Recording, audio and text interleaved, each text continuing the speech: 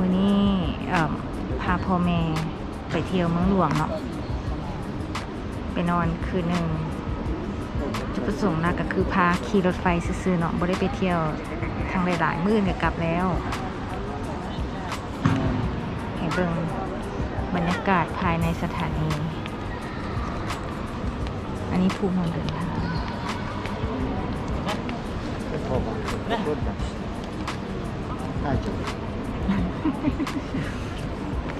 เอาเยี่ยมมาเห็ดนำเอาไปเที่ยวคำเนาะตอนนี้คนยังบ่หลายเป็นน้ำส่วนหลายคนไปเที่ยวเช้า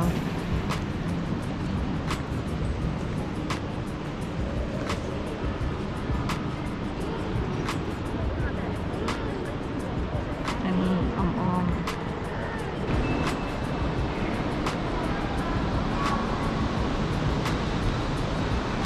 เห็ดห้างค้าแต่นานเนี่ยน่าจะยังไม่มีห้างค้า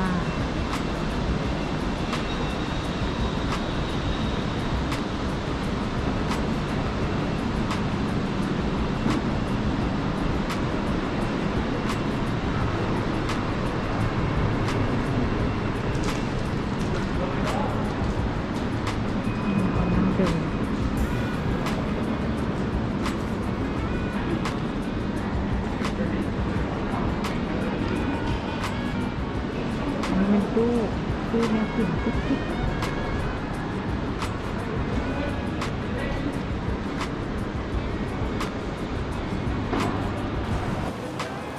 พอเขาอยู่ตู้ที่หนึ่ง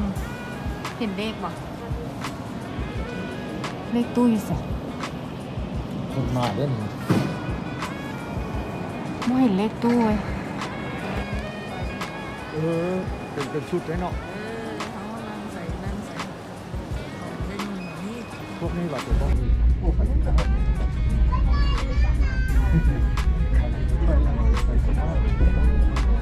ทางยิ่งทางซ้ายสำหรับทางผู้โดยสารที่หาว่าเป็นรถกรุณาเขานำฝาบอลมาและผู้ได้ติดคนไว้ถูกทางขอให้บรรดาทานนำเอากระเป๋าและเครื่องเก็บของทานไว้ถึงที่ด้านหลังดีมากไปทางนี้นะเพื่อนแม่ในทานเก็บไว้น้ำถุงของทาน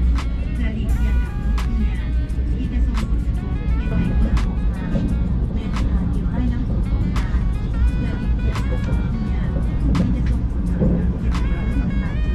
ขบวนรถไฟกำลังเข้าจอดอยู่สถานีหลวงพระบาง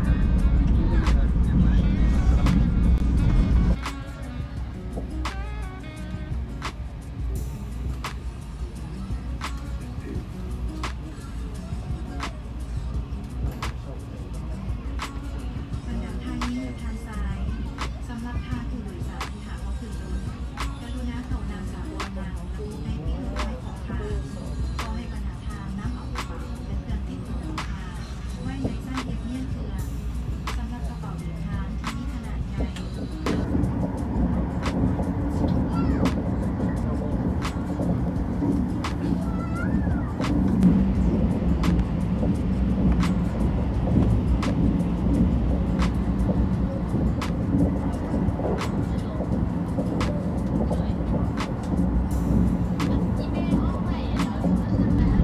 ขอให้ท่านผู้โดยสารในความห่วงไม่ถูกความใจ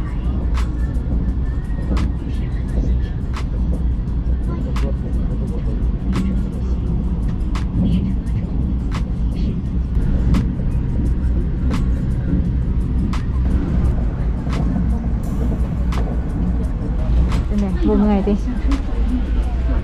บ่เมื่อยดิโอเค Ladies and gentlemen, we are arriving พอแล้วตอนนี้ at Bangkok Station. สถานีหลวงพระบาง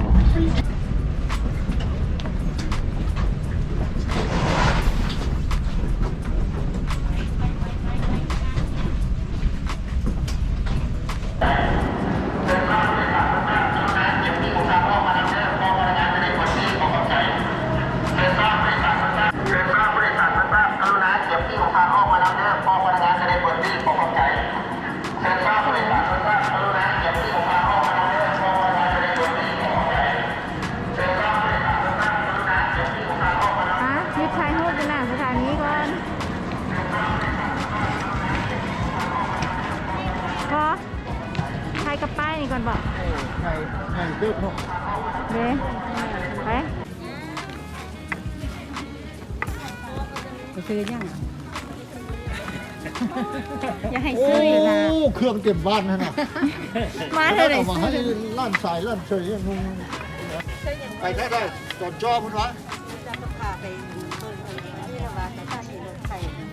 โอ้สถานีรถไฟ ไป วะ ออฟกันหน้าไปทางนั้นไปชิงเงิน อ๋อมันเข้าอยู่เลยทันแค่วะแข่งเลย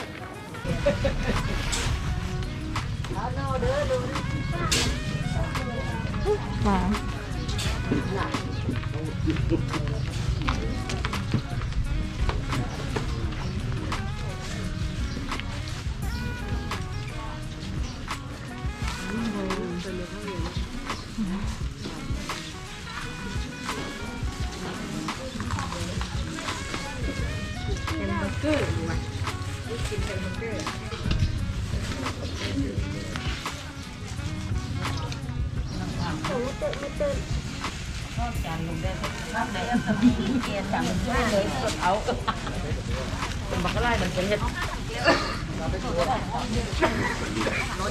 เจ้าน้ำปู่มาแล้วปะเดี๋ยวเอาให้เราเจ้าน้ำมีแค่น้ำผักนั่นน่ะโอ้นี่มาเลยเนี่ยนี่งงเงี้ยฮะเอาน้ำปูน้ำเสียเสียที่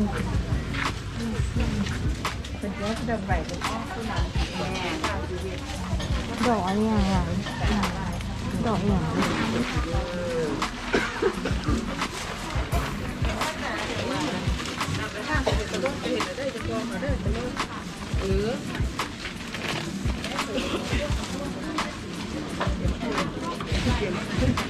ยาวชอบลูกจริง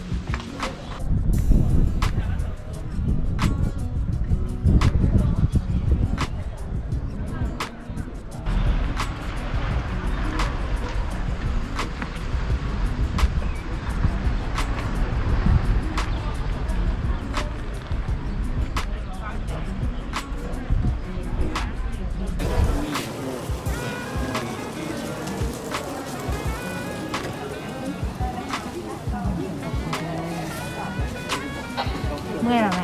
บ่ ของที่ในทัวร์เมื่อย